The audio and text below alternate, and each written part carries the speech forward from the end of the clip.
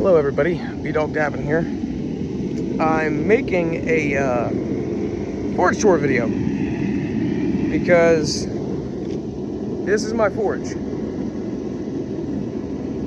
That is the forge that I heat metal up with. That is my anvil. It is chained and screwed down to a stump and it is very secured. And if it ever loosens up, I just tighten down the bolts and it comes back to tight, and it doesn't do it often. That's my quenching bucket. It's got a little bit of water in it, but it's kind of an experiment I want to run because I mix it up well right before I actually quench, and it does something weird that not normal motor oil does. It almost acts like it hardens it in a tempered way. That's the best way I can explain it. Like, I don't know. That's a whole different video in and of itself. This is just a forge tour right now. I have, that was dumb of me. I left some of my, knife blanks right here beside the forge. A little hot. This is my one that's going to be a personal sheep's foot. I got the inspiration from one of my folding pocket knives from JRV. Very good brand of pocket knife. I'd recommend it to anybody that wants a good pocket knife below 60 bucks. This is a little boot knife I was working on. I have a carving knife as well, but I gotta work on a skinning knife for someone. So, yeah. I'm gonna throw a piece of my square stock in and get it cut. So, how about we just follow along with that for right now? I mainly work with 1095, old school, but I mainly do that because it's cheap. I mean, it's really cheap. Where is my square stock? It is really cheap. I bought this on Amazon from the same seller, and there's inconsistencies. They say they're the same size, but as you can tell, this one is thicker than these by a lot. Like, that's terrible. Very terrible. Anyways, I'm going to turn this into a skinning knife. So let's go. And forge. Oh, yeah. Before I do that, my assortment of hammers. Oh, yeah, I forgot. I have a hot pot. It's just an old tire rim. It actually works really good. So, I got this kunai inspired troweling tool that me and my brother made for my wife. My brother helps run the forge. He's just not up right now, so. Hey, the forge is up to temperature. Let's go ahead and throw this chunk of 1095 inside the furnace. Woo! That's hot. That is really hot. So, oh, I don't really like editing my videos that often, so I'll just stop whenever and I'll give an update post. Or I might not. Depends on the video, really. Anyways, hi Curry Cutlery. Forgot to mention you at the beginning. You have also helped kick up a new inspiration in me for redoing the knife world a little bit. Giving people the opportunity to have the best quality at what's considered junk price. Because really, if you think about it, there's nobody out there giving you the best quality below 50 bucks. You're getting okay subpar quality most of the time.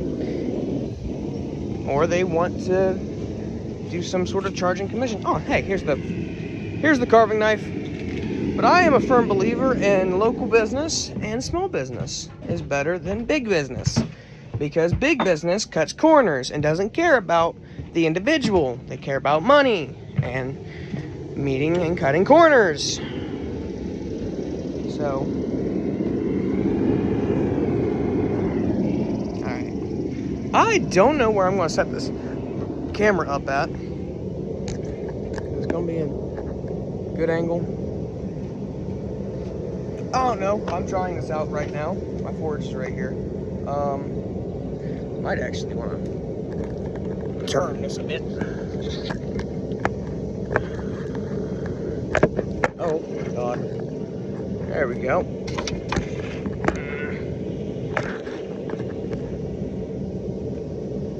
Alright, cool. So, here is my general shaping hammer. I don't use this thing often. I hate it. It's a really fat handle. I don't like this fat handle. It sucks. Here's Bertha. This one moves the most amount of metal the quickest, but also at the same time, it's a custom handle made from a cherry branch because I just slapped it together. I really didn't care. It still works just fine. I mean, it's gonna hurt the old ears a little bit. Oh, hey.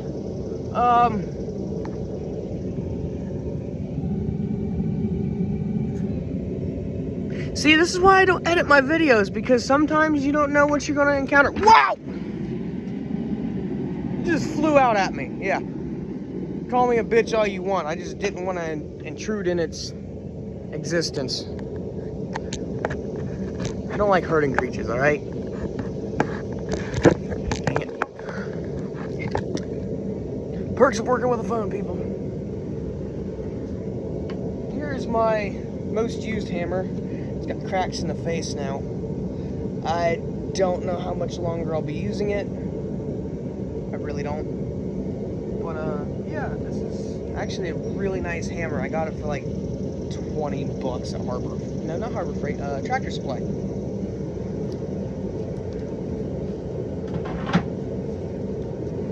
Picked this up at my trade days in Reinersville, Ohio, for $3. It's actually a good shaping hammer. I don't know what this hammer's called. I'd like somebody to please point this out to me, because I would rather be educated than an idiot and ignorant. Maybe that's a metaphor and philosophy for life. I don't know.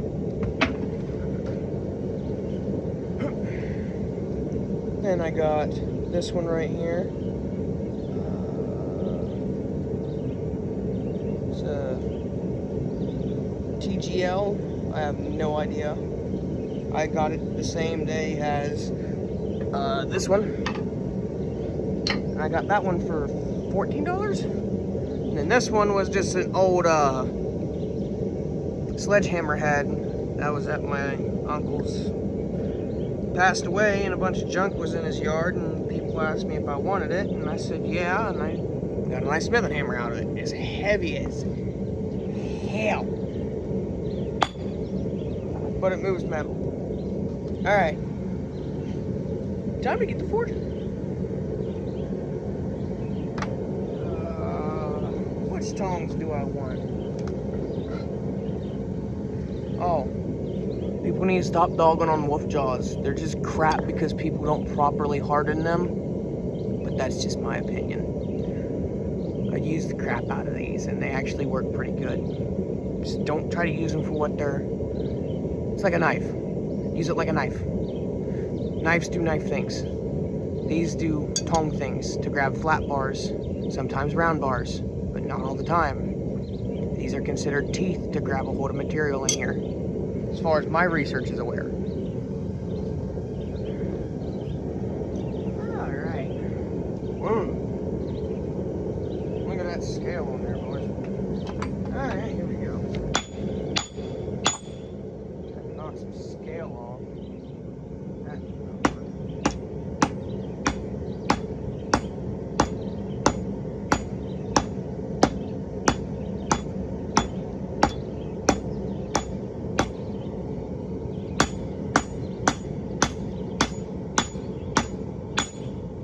Ow, that scale burns a lot. There we go.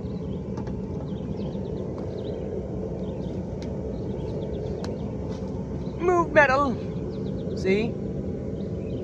And I do this as a side hobby. My main thing for business is knife sharpening, so I'm really good at it. My goal is to be the best.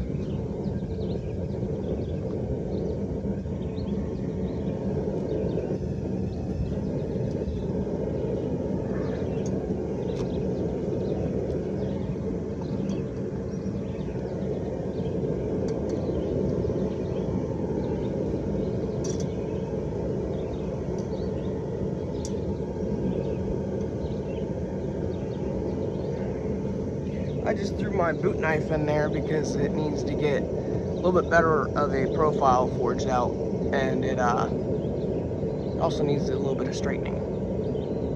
So, woohoo!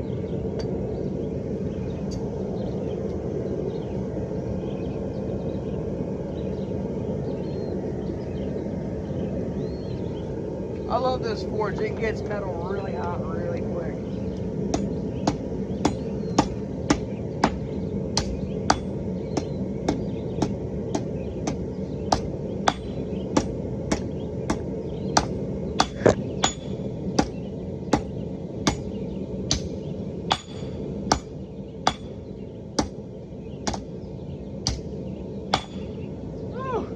This thing is a wear-outer. Alright, let's set you guys back up. Cool. I do things this way because it shows the world I'm authentic and I'm not fake, and I don't hide behind a bunch of schedules, agendas, and trying to dodge around people's feelings. Feelings matter, but all at the same time, they don't need to be forced upon people. It is up to people to educate themselves, to learn how to read them, and to be able to pick others up when they can. I want to inspire people. I really do.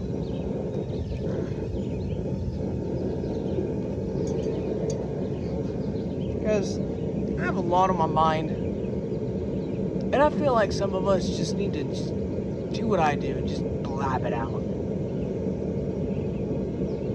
Maybe some people out there think the same, maybe they don't. That's alright. But all at the same time, I think we need to stop dodging and trying to jump over the fact that we might hurt people's feelings. That's life. That's where we find beauty in it, because it's not perfect, and it shouldn't be. Life is supposed to be chaotic, but in a controlled way. And once it becomes uncontrollable, it becomes, well, what we know as chaos. Life isn't bad. It's just hard to live in, so.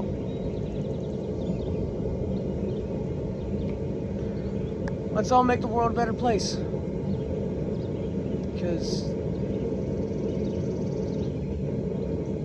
I don't think there's enough Mr. Rogers in the neighborhood anymore. We need some more Mr. Rogers to help out and make the world a better place. I'm gonna cut this off around the 30-minute mark, maybe. I don't know. We're 13 minutes in.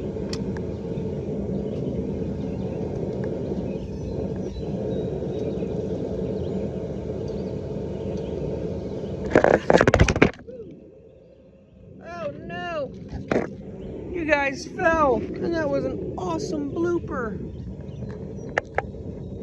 Ah, don't you fall again. Well, you know what? I guess I'm just gonna cut it off here. Later, guys.